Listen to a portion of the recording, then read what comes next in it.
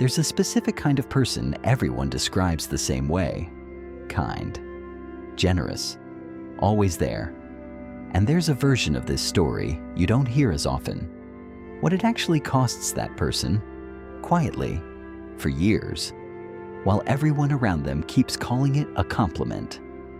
This one comes from a therapist, someone whose entire job today is helping other people break this exact pattern, which makes it worth asking.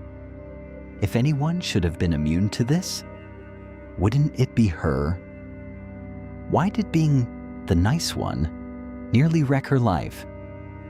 She grew up watching the two closest women in her life, her mother and her grandmother, run their entire relationships this way.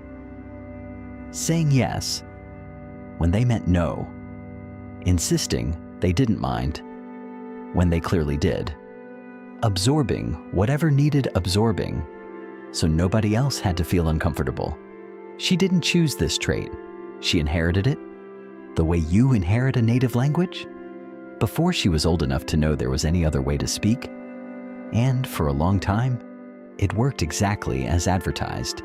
People described her the way people always describe this trait: kind, caring, generous. It felt like a compliment because it was one. Nobody warns you that the compliment has a bill attached. What does the bill actually look like when it finally arrives?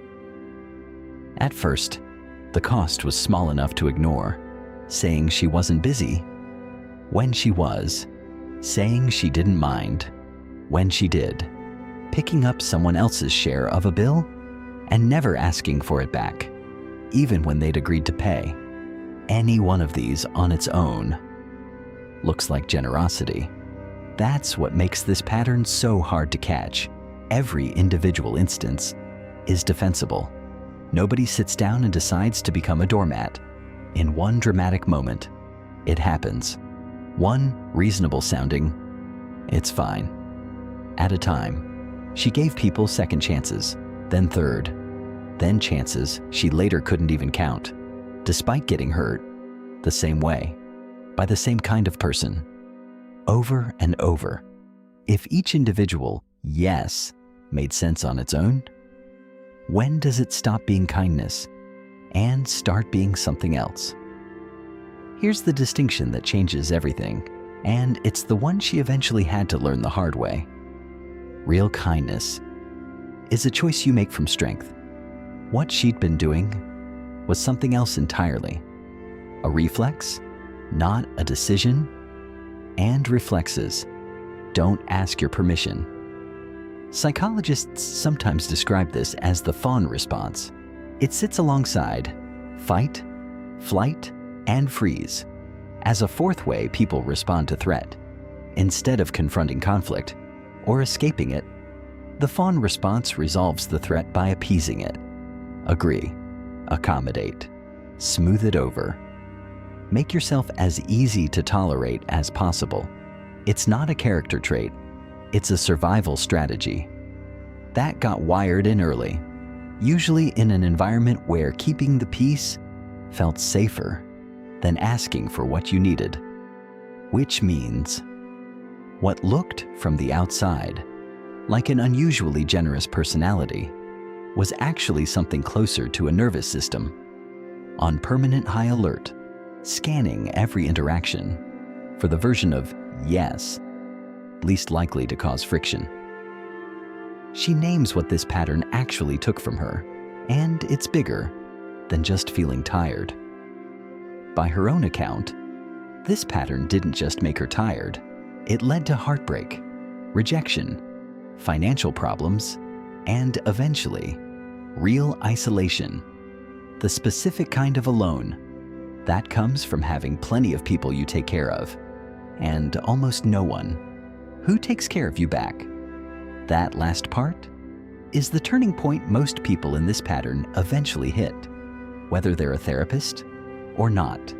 A life full of people you love, and strikingly few people who are actually looking out for you. Because the pattern doesn't just cost energy, it actively selects for relationships. that take without reciprocating, since those are exactly the relationships where a reflexive yes gets rewarded the most. If this pattern is this costly, why is it so hard to just stop? Because the fawn response doesn't announce itself as fear. It shows up disguised as guilt. A reflex that fires the instant you even consider your own preference, as if wanting something for yourself is already a small betrayal of the people around you. That guilt is the actual mechanism keeping the whole thing running.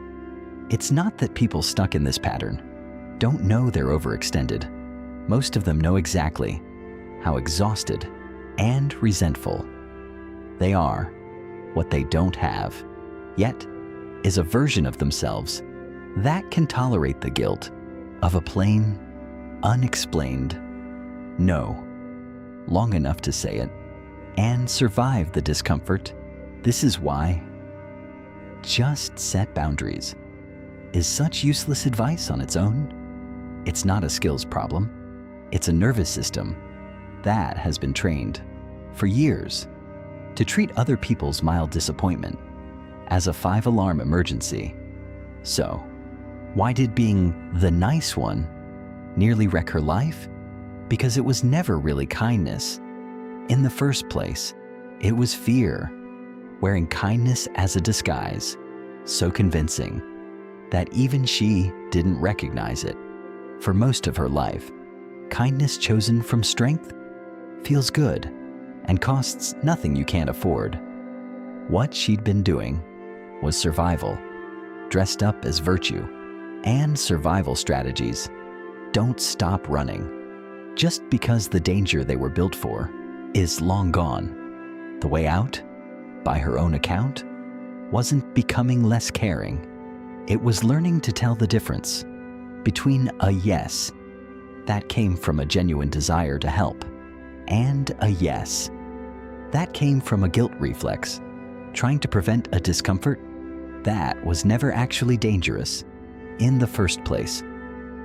If you've ever said, "I don't mind," while quietly minding a great deal, that's not evidence you're an unusually generous person.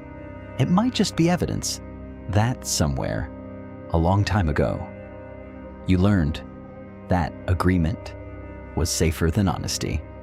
And here's the uncomfortable thread, connecting this to something else entirely.